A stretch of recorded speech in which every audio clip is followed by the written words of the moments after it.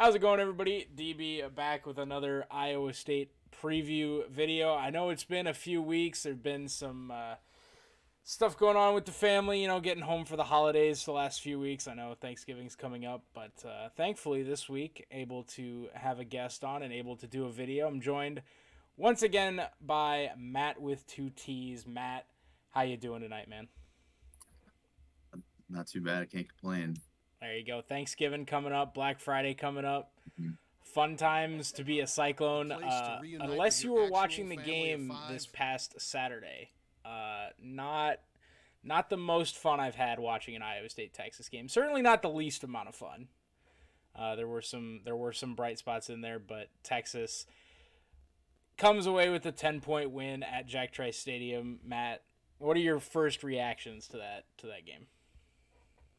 Well, going in, I knew it was going to be a hard-fought game. I did not expect us to win. I mean, 5% chance of maybe pulling an upset.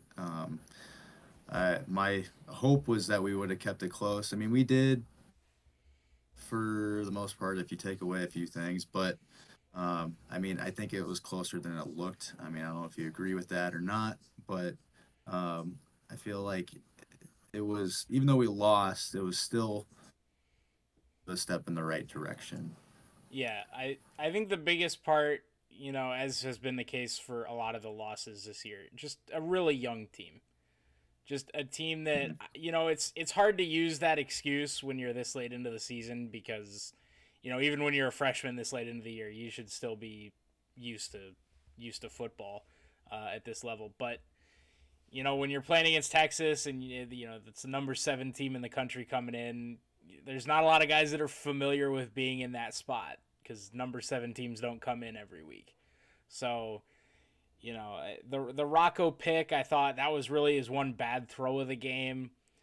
He wasn't helped out at all by the run game. Just absolutely nothing going. I don't know if that was Texas just being that good on the defensive line or us being just that bad on the offensive line.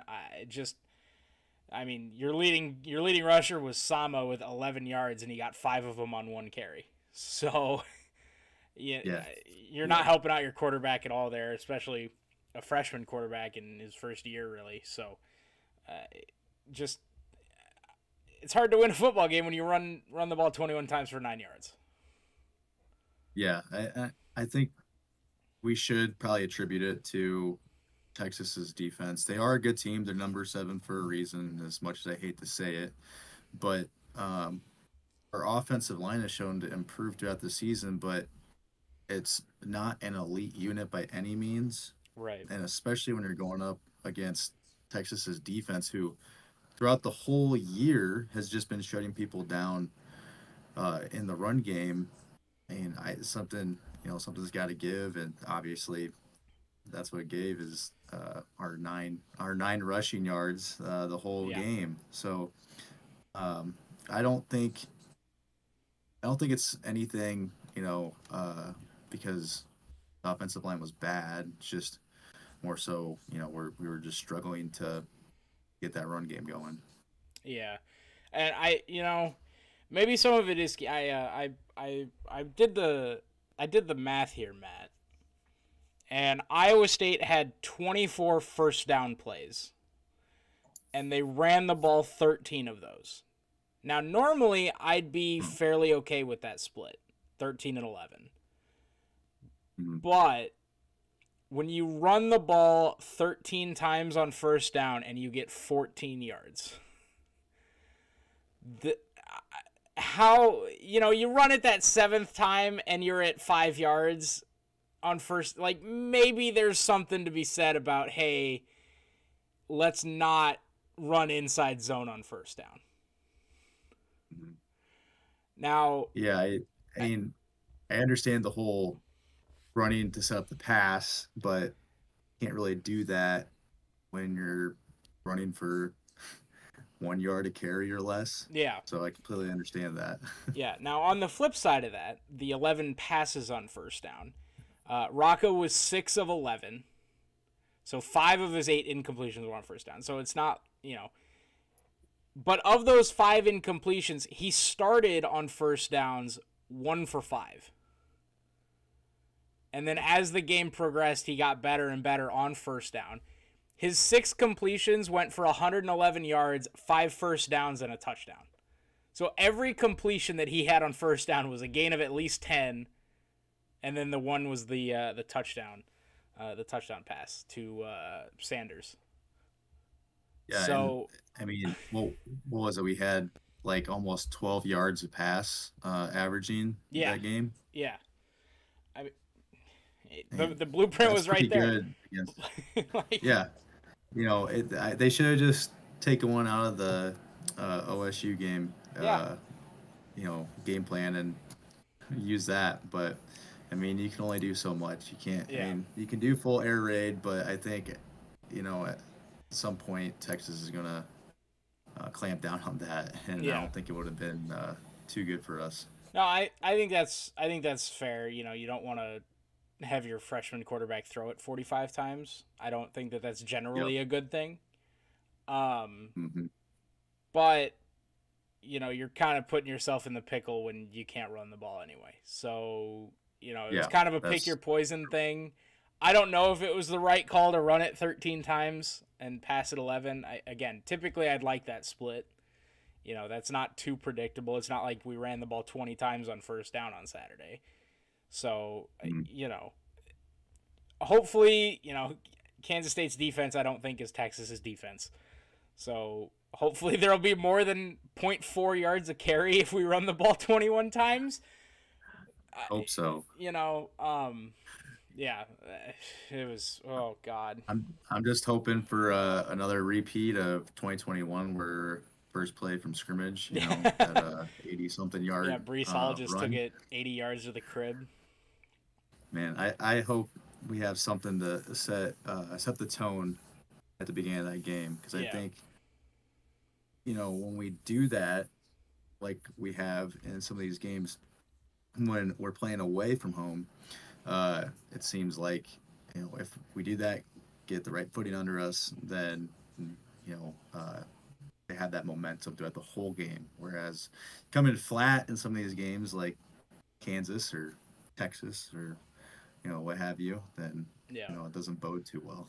yeah. And real quick before we jump fully onto Kansas State, Matt, I wanted to talk about the defense because they showed the graphic, and I don't have the graphic with me, but I remember them showing it during the game on Saturday.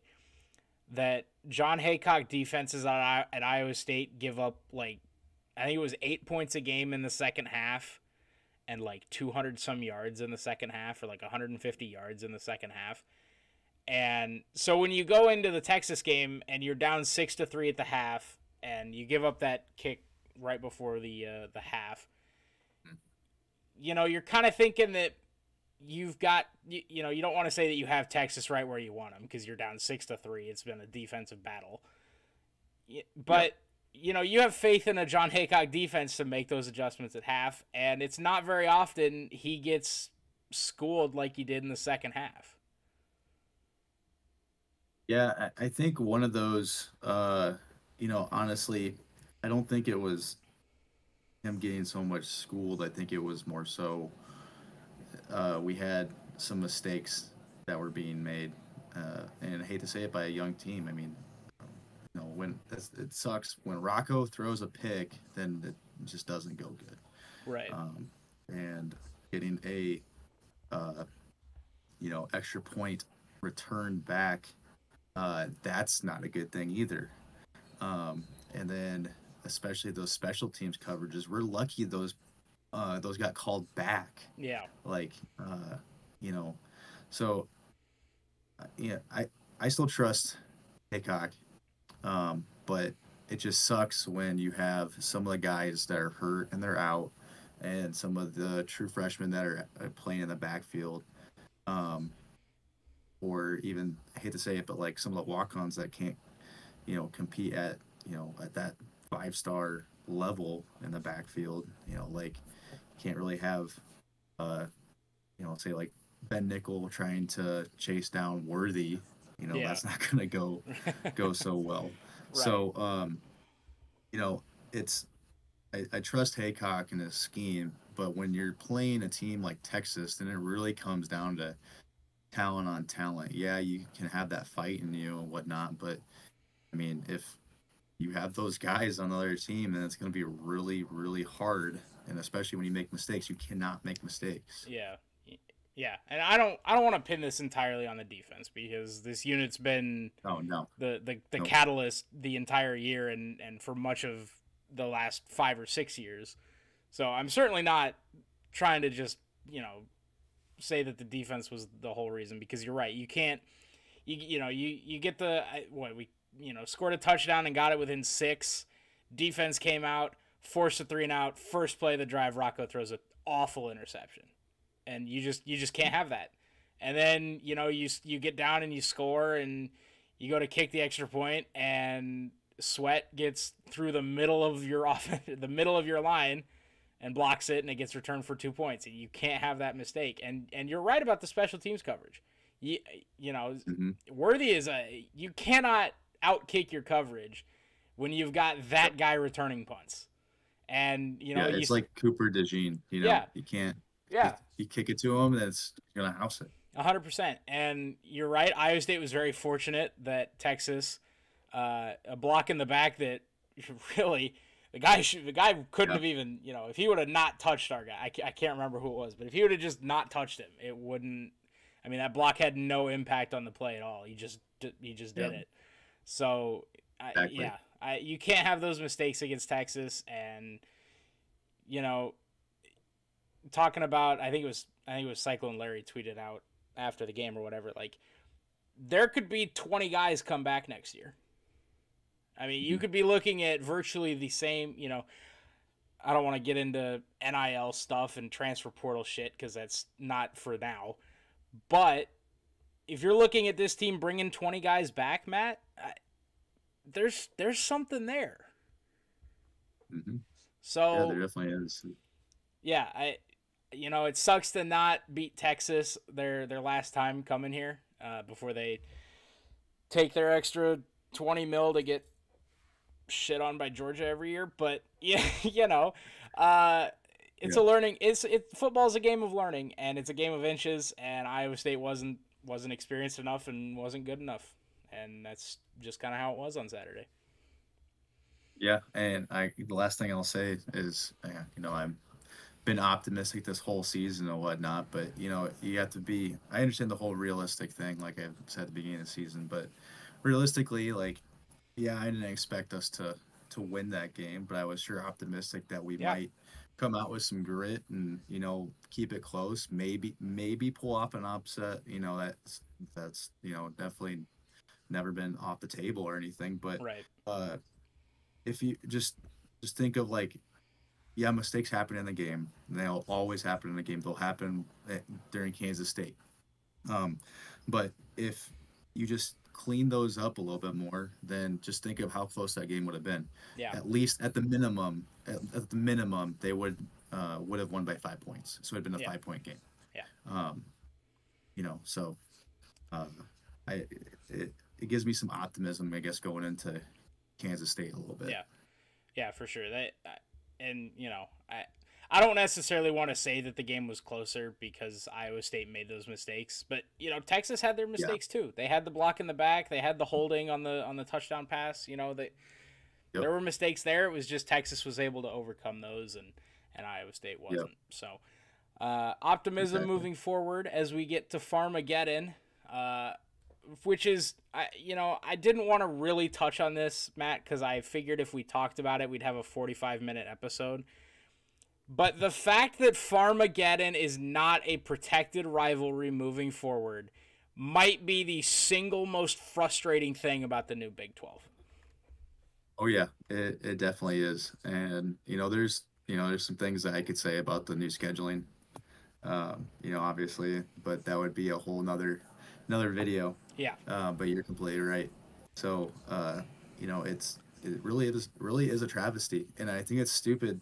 I'm gonna be honest. I think it's stupid that, like, God bless Jamie Pollard, but for him to say that, Kansas State doesn't view it as a rivalry like we do. It's like, have you talked to them about that, or are you assuming that? Yeah.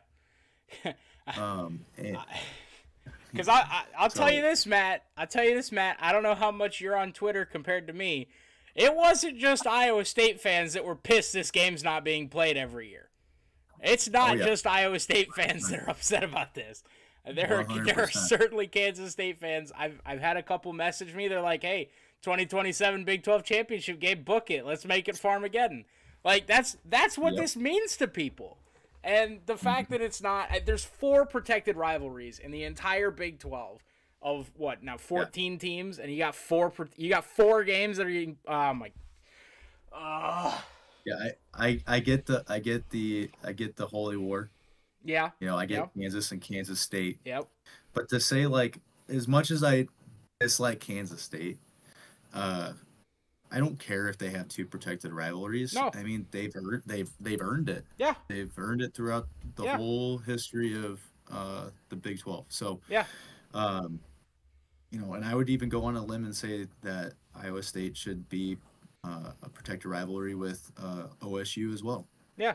I I think that the so thing to me is like, I don't know if this is, because I'm fairly young, so I didn't watch a whole lot of the like Big Eight, or, any of the Big Eight. Let's be real mm, here.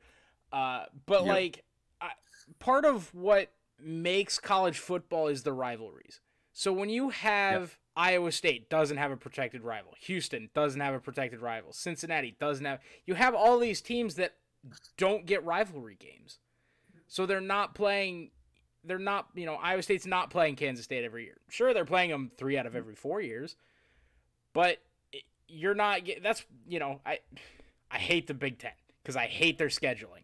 Because, but that's yep, that's a topic for another day. They kept Ohio State, Michigan. They kept Iowa, Wisconsin. They kept Wisconsin, Minnesota. They kept all those rivalry games. They did it in kind of a silly way, in my opinion, with the Big Ten West and the yeah. Big Ten East. But they kept them, and that's And they, uh, they, they have what? Like every team's got what? At least 2 protected yeah, rivalries in the Big Ten. yeah, So I don't understand why we didn't go to like pods of 4. yeah.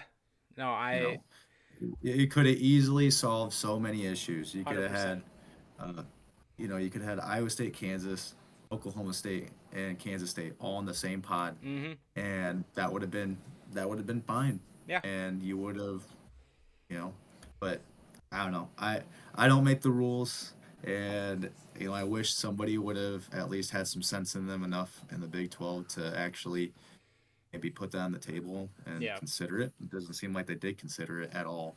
yep. So, Last thing on this, Brett Yormark. If by the 0.000000001% chance you see these 10 seconds, I don't know how you fix this other than making Farmageddon a protected rivalry. But you should do that because it'd be really cool, and that's how you get people on your side, is making rivalry games and keeping them. So, yeah, uh, yeah. yeah, As we move on to this iteration, the third to last, well, not last, but in the streak anyway. Kansas State, 10-point favorites or so at home. It yep, seems to be pretty heavily skewed for K-State. And hey, they came off a win against Kansas. Now, I will say Kansas, I believe, was on their third string quarterback last week. Because I mhm. don't believe Daniels or Jason Bean played. So Kansas put up a I fight in thought that game. I thought Daniels was supposed to play. I thought he was saying that he was I, going to play that game, but I heard, don't heard something know. about it. I don't know what's going on with that whole situation. Yeah, But I believe they were on, Kansas was on their third string quarterback, and they made a game of it. So you yeah, know you can chalk it up to it being a rivalry game, because I do get that sort of adds some extra incentive. I feel like rivalry games are a lot closer than yep, typical games most of the time. But hey, if you're gonna pull, thankfully we're bowl eligible already, so it's not complete yep. desperation here. But is this a spot where Iowa State can pull that upset? I just want to say one thing Yeah. before we get too much farther there. I called it at the beginning of the season that we were going to make a bowl. Yeah. I told everybody that we Yep. were. And I don't know how many naysayers there were on Twitter and everything that Iowa State was going to win. No games, one game, all the way up to just winning 4 games. I knew for a Big fact that game they were going to boomer. get Big bowl game eligible. boomer. Sorry, I had a tickle in my throat. I knew for 0 a and fact 12 ceiling. they were going. 0 and 12 floor. Yeah, Sorry. exactly. Sorry. Oh, I love the tweets allergy that season. I put out every time. Oh man, allergy season. Sorry, my bad. I don't know if you enjoy my tweets that I put out every time, but I'm like every time we won, I was like, can confirm our floor is you know now 6-6 or whatever. So I knew it, and like we said at the beginning of the season, that it would probably fluctuate between 6 to 7 wins. So I will say that going into this Kansas State game, there's a potential for us to obviously keep it close. I don't think we're not going to get blown out. There's no way. Well, knock on wood, first of all. But I don't see it happening like an Oklahoma or a Texas game. This game's always been played close. Except, with the exception of, when Iowa State wins. But yeah. Sorry, go for it. So it's always been played close. But I just think that, subjectively, Kansas State, and I have to go back and look to even see if this is even true, but Kansas State just got done with their rivalry game. Most of the time, after a rivalry game, some teams usually don't play so hot. Like, look, for example, Oklahoma State. Yeah. Prime example. They are known to, every time they win Bedlam, they just crap the bed the next week. And I don't know what it is I don't know what it looks like for Kansas State, but usually when you're in a rivalry game, it's your Super Bowl. It is, you are really throwing everything that you've got into that game. That's not to say that Kansas State did or didn't. I just would like to maybe see what that looks like for Kansas State. Usually the game after beating Kansas, because they always beat Kansas. Yeah. But, so. To your point, though, of this being a close game, I just did the quick math here. 11 out of the last 15 have been 8 points or less. So. Yep. An example last year. So. Now, Matt, that sounds like a really good rivalry game that we should keep. Yes. But anyway. Exactly. I don't really know how to look at this, because Kansas State, Kansas State to me, just they go through phases where they go back-to-back games. They beat Houston and TCU a combined 82-3. And I think, like, damn, like, Kansas State has something, and I didn't think they had something. And then they play not Kansas. They play Texas really close to lose that game, and they were getting blown out in that game. And I was like, oh, the bad Kansas State showed up. And they fought back in that game. Yeah, they did, but that ending, the play calls on that, man, that was not. I'm not gonna lie, I was happy to see them lose, but I was just like, it reminded me of the Texas Tech game last year for Iowa State. It just like they could not get it in the end zone. Yep. So, and then they smoked Baylor, because who hasn't smoked Baylor this year? And then they just beat Kansas here in the rivalry game. So, Kansas State to me feels like that team that just for whatever reason looks really good. And I don't know if it's the quarterback, because I know they had Will Howard, and they plugged in Avery Johnson. Is that his name? When Howard got hurt, and he looked incredible. Like, he looked really good. And then I don't know if he got hurt or if they were just like, nah, Will Howard's still our guy. They put Will Howard back in, and now he's played really well the last few weeks. So, yeah, I don't know. I want this game to be close. I want this game to be competitive. There's definitely more pressure on Kansas State, because Kansas State can still make the Big 12 championship game. Some stuff has to happen for them, like Texas losing, but there's no pressure on Iowa State here, and frankly there hasn't been this whole season. But just go out there and play football, man. I I hate to really give it prediction for this because I feel like this is probably going to be the one. This game is going to for sure be one of the most unpredictable games of the season. Um, I would like to go back and think from my season preview. I said that yeah we were going to lose to Texas, and I changed it real quick and was like nope, horns down, screw them type of thing. But I'm gonna move that to Kansas State. Uh, I it's weird. I can't. I've actually just thinking about this just the other day is who do I dislike more, the Hawkeyes or Kansas State? Oh, Kansas State for me. You know, It's I think that it's the same thing for me. It's just like I don't know. I just the to um like it feels good to win the Cyhawk game, obviously, because it's yeah like, oh yeah, we hold the state bragging rights for this year or whatever. yep But if you said, hey, you have to go 1-11 this year, who's that one win? For me, it's Kansas State or Texas, and then Iowa. Because I want that conference oh yeah win. for sure I wanna ruin if we're gonna for have sure one win, I want it to look bad for one of them a lot more than I want it to look bad for Iowa. So yeah. And I think you could ask any Iowa State fan if you're to say if you could go your whole season and win every game except for one, what would be the one game that you would lose every time? And I would say Iowa game every year. I would take that every year. I'd lose the Cyhawk game for the rest of my life if that meant Iowa State goes undefeated in the Big 12. yeah, I And I like, mean I would certainly take that. I oh would yeah, lose the Cyhawk 100%. game forever if it meant our season was 11-1 every year. I would take that in a Yeah, heartbeat. exactly. Yeah. I wouldn't take that though if it was Kansas State. I'd No, be like, no thanks. no, So I wanna beat Kansas State every year. But yeah, you know, yeah. I don't know. Uh, It's really interesting to have that discussion though. Like that's gonna be the comment, Matt. Comment below if you're an Iowa mhm. State fan, or if you're like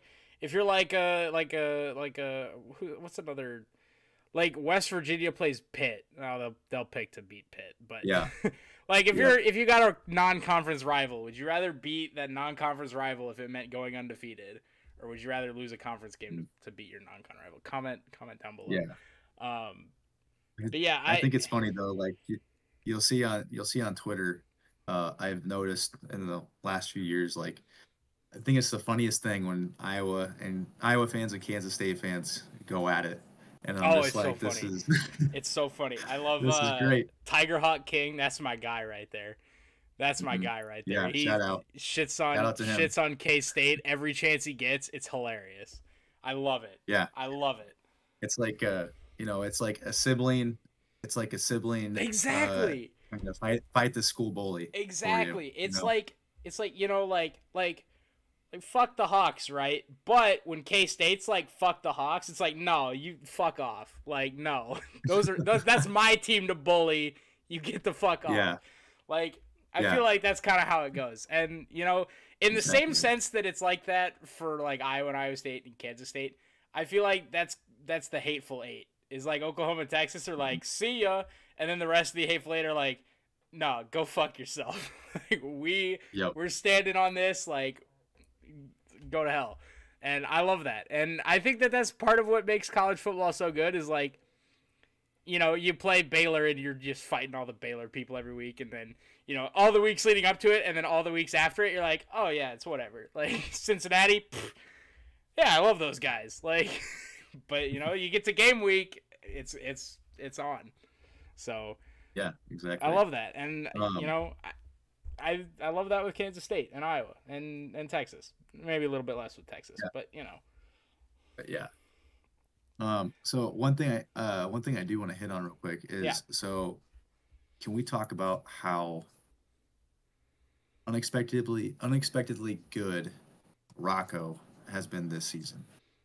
yeah. I Who would have he's thought? Who would have thought? Who would have thought? Hunter Deckers, him leaving, would have Rocco shine this season. yeah. Rocco's the thing with Rocco is he makes like that one bad throw a game, and I hope Yep. I hope that he cleans that up. But I will say, I don't remember what Hunter's stat line was at the end of the year, but I don't think it was nearly Well, I've got it 17 right and 8. now. What was his touchdown interception last year? So 19 to 14. So he was almost Okay. touching 500 for Yeah. that. What So was his 19 touchdowns. what was completion percentage? Oh, shoot, give me a second. 66. Okay, so he was a little bit higher completion,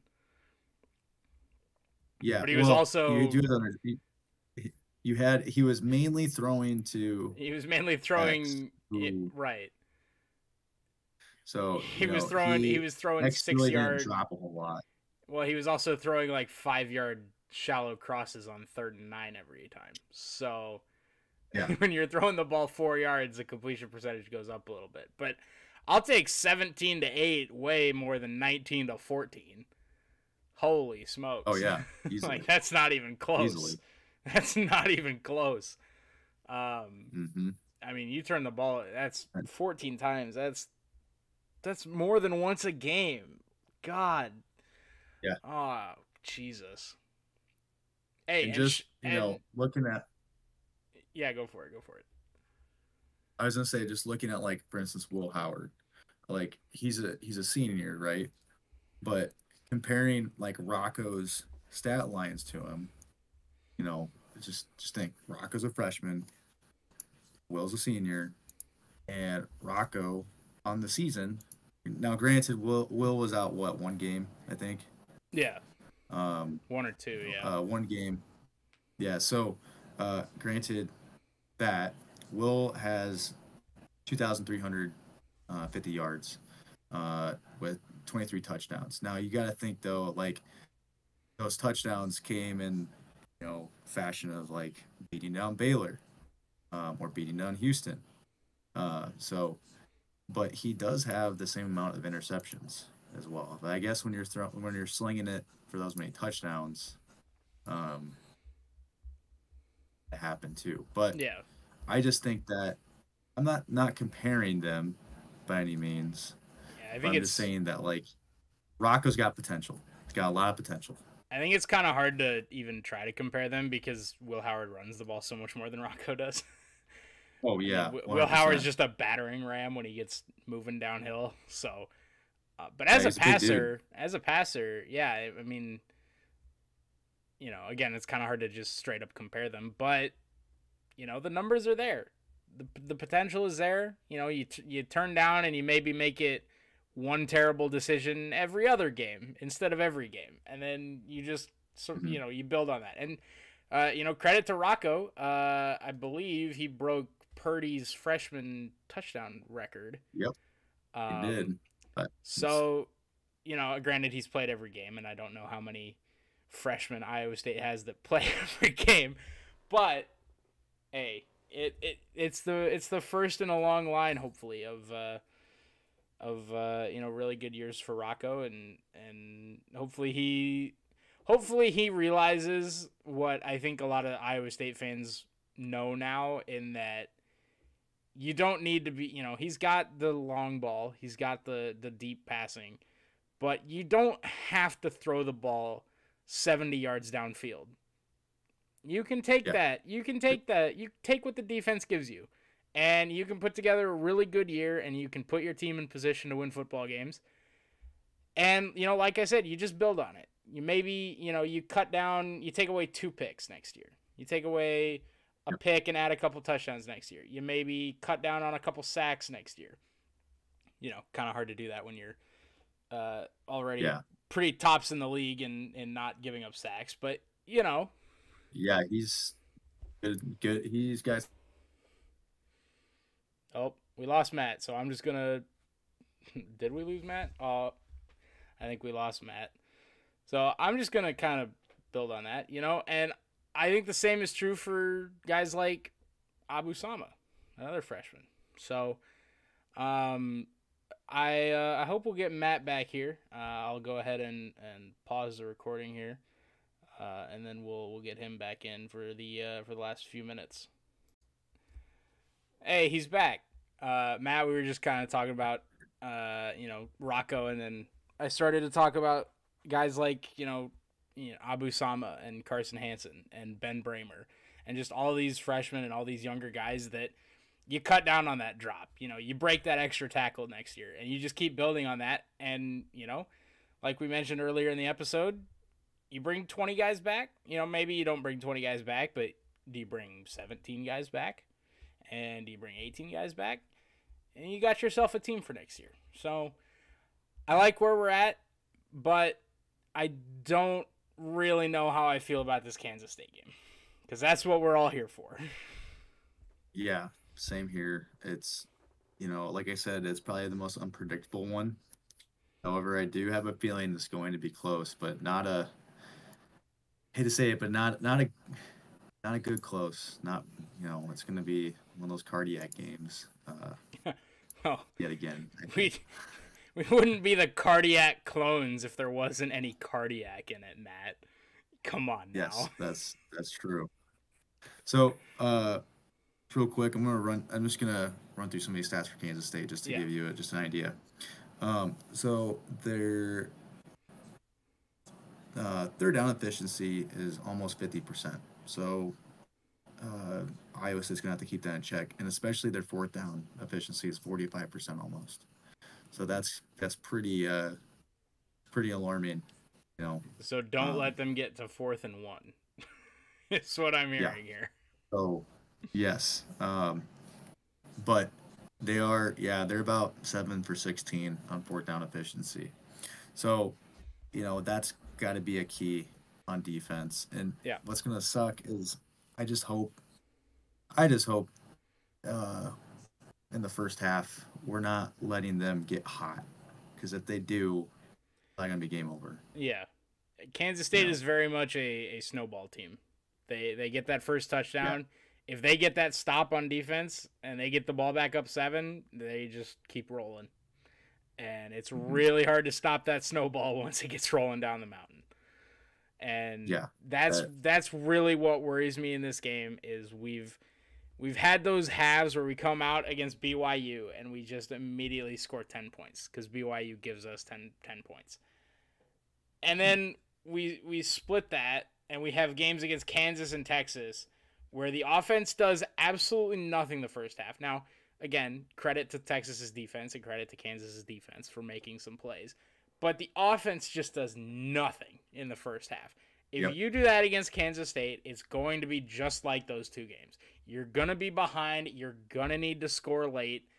And Kansas State's, like I said, they're a snowball. You get that thing going downhill, there's not a lot that can help you. Yeah, that's 100% correct. I'm just, kind of looking at Iowa State's versus Kansas State's, offensive stats. I feel like Kansas State's stats are just a little padded from like the Baylors and the Houstons. Granted, Iowa State had their turn playing Baylor, but that should have been a bigger blowout than what it was. It's just it was rainy and just not a good day there. But TJ didn't play the second half because he got thrown out of the game. Yeah, that's true. Because essentially, like, they have more total points on the season, which contributes to their total points per game being like 37 versus Iowa State's is like 25. But their fourth down proficiency is actually less than ours. We have a 67% fourth down proficiency. But our third down's not that great, 38. Right. So, I mean, it is what it is. So I just think that we, like you said, can't let it snowball. And if the defense can just play one good half at a time and just kind of take this game in steps, then I think that Iowa State does stand a somewhat decent chance to pull out a close one. Because they're not going to win by 7 or 10 points. There's no way. So, as is tradition with the preview, before we get into our final score prediction, Matt, do you have a sort of hot take or a bold prediction for the game on Saturday? I was thinking about that, and it's a hard one because just like I said, how unpredictable um, this game's going to be. Because I would say Abu Salma goes off, but he's already had that. Um, Rocco Beck, went off in that first half against Oklahoma. So I think somebody that we haven't seen a whole lot from, maybe Sanders or Norton, maybe Knoll, one of those three, or I'm not going to leave out Higgins, but he's already had pretty good season so far. I'd say one of those key players is going to have one of their best games in this final game of the season. I like it. Be I'll it they get most touchdowns ever had or the most yards. right. I'll go. I really liked how the defensive line started against Texas. Because the thing that worried me the most about that game was we were gonna rush three the whole game, and Quinn Ewers was just gonna get to sit back there and pick us apart. And while that was true for some of the game, that was not at all how the game started. I think Iowa State had what 3 sacks the first quarter. Yeah. So Yeah. I like the defensive line to build on that. Yeah, I like Kansas State. They've got a really good run game. They always have. It seems like they always will. I like the defensive line. I don't know what do you have Kansas State's like rushing yards per game up by chance? Yeah, rushing yards. Well, I can tell you, yeah, rushing yards per game 198. Per attempt is 5. I'll go 198. You said. Yep. I'll go. Iowa State holds Kansas State to 140 or fewer rushing yards. I'm gonna go with. Yeah, I agree with you on that. I'll because like I said, I kind of wanted to go the sack direction, but I just don't know how much Kansas State's going to pass against the 3-man front. I think they're going to try to take advantage of that, and I don't think Iowa State's going to let them. So yeah, I think their passing attack hasn't been that great. It's been their rushing and yeah, their tight end usage. Yeah. So I think that's going to be one of the bigger threats. But as we head to the score prediction, Matt, what everybody's been waiting for. One thing I will add, I don't know if you've seen this or not. I try to post it. I might have tagged you in it, but I try to post it when I can during closer to the games. But the keys to Iowa State winning, and I figured it out. Okay. There's two things that have to happen. That's not very many. Yes, there's 2 things that have to happen. One, they have to be up by any margin at the half. Doesn't matter if it's 1 point, doesn't matter if it's 3, doesn't matter if it's 7. They have to be up by any margin at the half. And then they have to be positive or even in the turnover margin. Okay. So if they are both both up and positive in the turnover margin or even, then their chances, I ran the numbers, their chances to win a game is about 90%. That's a good number. I like that number. Yes. Now, if they are behind at the half by any number, and if they are below, if they're negative in the turnover margin, then their chances go down. Before you say, I was gonna try to guess the number. Sorry. I was gonna say like 12. I was gonna say like 12%. Close. it feels drops like all the way to 20. It certainly feels like I didn't know the turnover differential thing, but it definitely feels like if Iowa State, that halftime number makes sense to me. It feels like if Iowa State's up at the half, they win, and if they're not, they lose. So yeah, and if they're tied, it's even it's still about 25%. Oh, so God. They have to be up at the half. I'm sorry to say it, Cyclone Nation, but if Iowa State is tied or trailing, it's not looking good. It's not looking good. I mean, they could still win it if they're up and negative in the turnover margin. They Right. just have to create those turnovers. Because I ran the numbers in within their points differentials and whatnot, Right. and it's still about the same. They've been winning because they've been up or they've been up in the turnovers or the same. So, with that being said, score prediction. I'm gonna say it's a 3-point game. Uh, Iowa State's going to hold them to, if you, just like with your hot take, if they're holding to about 140, 150 yards rushing, then they're probably going to be somewhere around 24 points. I'm going to say 27-24.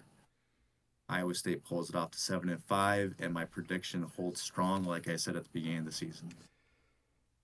I can't remember if I had a 6-6 or 7-5.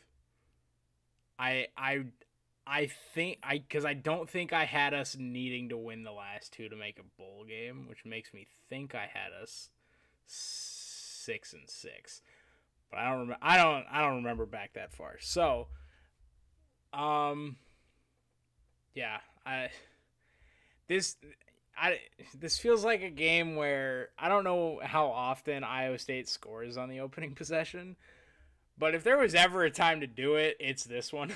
Yep. So, like I said, we got to make a statement. Man, Matt, I really don't want to pick against Iowa State. Don't. Oh God. Just flip it from last year, 1 point, win by 1 point. Yeah, just yeah. It's just that easy. It's going to be a higher scoring game for sure. Yeah. Can my other bold take be that the over hits? Over 46 and a half. So 47. Can that be my other bold take? I think that's a good bold take.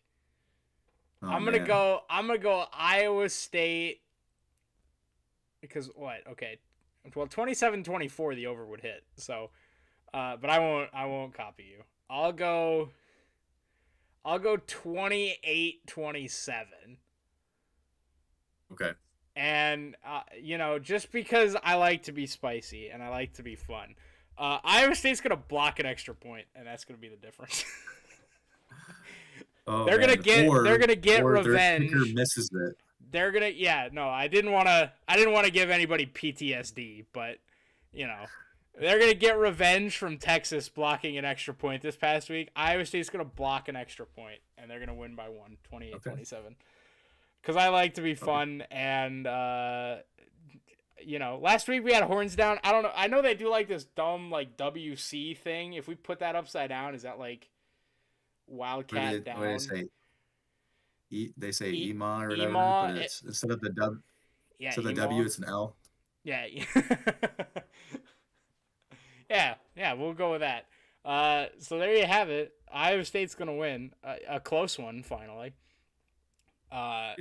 Just get over the hump, guys. Just get over the hump. Win a close one. Give me faith. Restore my faith in humanity. And by humanity, I mean Cyclone football. And granted, 6-6 this year, I think, restored a lot of people's faith in Cyclone football. Yep. But I still just, lose close to Iowa, lose close to Ohio, lose close to freaking everybody, Matt. And it's so I tweet about it every time that Iowa State only loses under Matt Campbell by 8 or less. And it just irks me so much that we don't ever win the close ones. Win a close one in Manhattan, end Kansas State's Big 12 championship game hopes. I don't even know how good their chances are of making it, even if they do win. But they have to have both Oklahoma teams, both Oklahoma. And we'll know that already because we're the late kick again. Yep. Win a close primetime game, Matt. Go to a bowl game at 7-5. We'll hopefully have a preview for the bowl game. I don't know if Matt will join me or if somebody else will, but Iowa State 7-5. Matt, do you have any closing thoughts for this long-winded preview that's currently 2 parts because I'm gonna have to bring them together from the internet disconnect? That's all right. No, as long as they have those 2 things happen, be up at the half, be positive in turnover margin, and like you said, make a statement at the beginning of the game. I think that they have a good chance on the road even. So, All right. I like it. That's going to do it for Matt and myself. It's been a long season, Cyclone fans. It's been, up and down. 6-5 currently, looking to get to 7-5. Thank you everybody for tuning in all season. Like I said, hopefully a bowl game preview coming at some point, and who knows, maybe some more content for the other bowl games in the Big 12 or something. I don't know. But that's gonna do it for us. Leave your comments below. Like the video if you enjoyed it. Subscribe if you're new, and remember, every man a Wildcat. I'll see you guys next time. Peace out.